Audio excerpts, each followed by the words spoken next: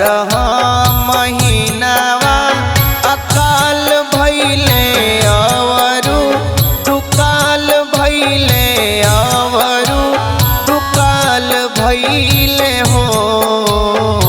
12 महीनावा अकाल भइले अवरु दुकाल भइले अवरु दुकाल भइले हो। राजा जनक चलावेले हरवा डुलावे अचरवा सुनै ना महादेव हो। राजा जनक चलावेले हरवा डुलावे अचरवा सुनै ना महादेव हो।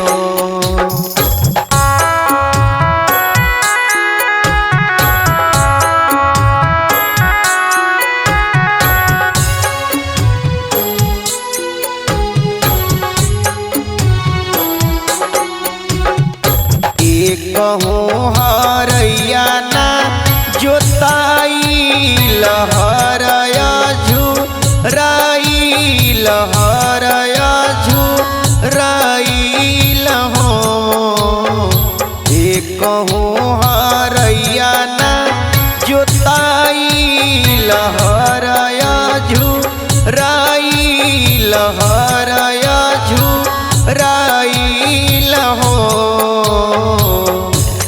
राजा फरवा से फूटली किरनिया भय भीतरनिया सुनै ना महादेव हो। राजा फरवा से फूटली किरनिया भय भीतरनिया सुनै ना महादेव हो।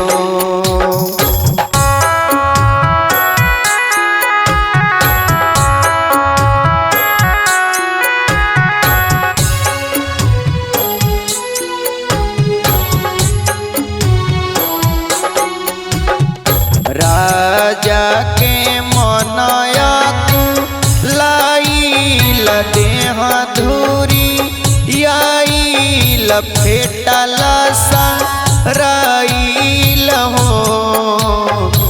राजा के मनया कुलाइल देह धूरी याई लफेटला सराइल हो।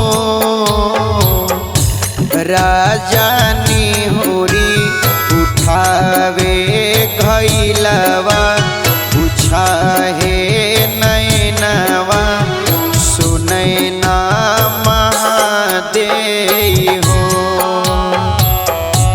राजा निहुरी उठावे घइलवा पूछाहे नैनवा सुनै ना महादेव हो।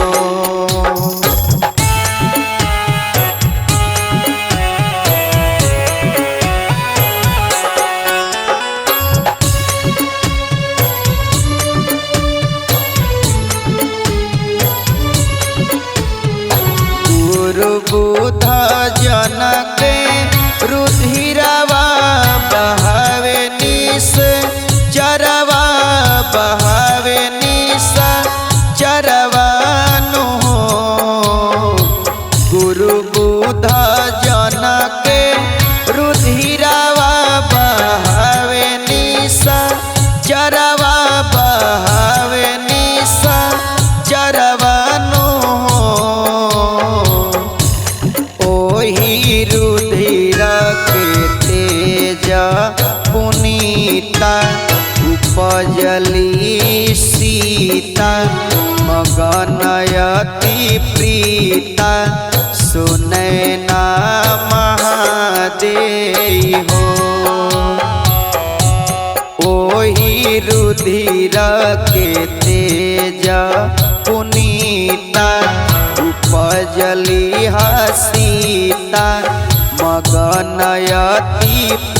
सीता सुनैना महादेव हो।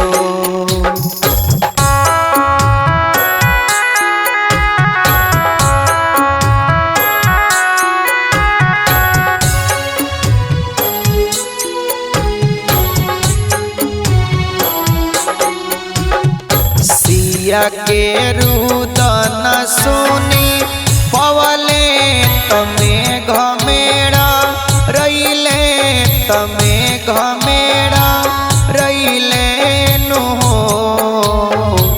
सिया के रुदन सुनी पवले तमे घमेड़ा रईले तमे घमेड़ा रईले नु हो। राजा मिथिला में बरिसत पनिया चुअत ओरियनिया तहर सीतरनिया सुनैना महादेव हो। राजा मिथिला में बरिसत पनिया चुअत ओरियनिया तहर सीतरनिया सुनैना महादेव हो।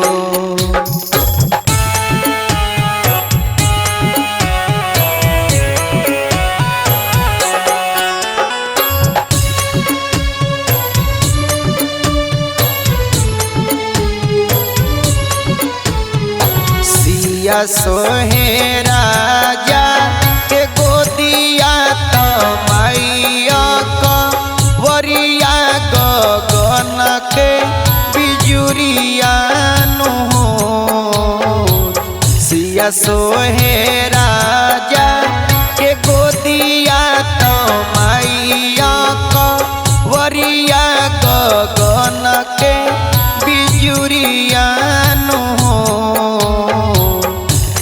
राजा जनक उठावे अन्न धनवा लुटावे सब धनवा खुश बाटे मनवा सुनैना महादेव हो। राजा जनक उठावे अन्न धनवा लुटावे सब धनवा त खुश बाटे मनवा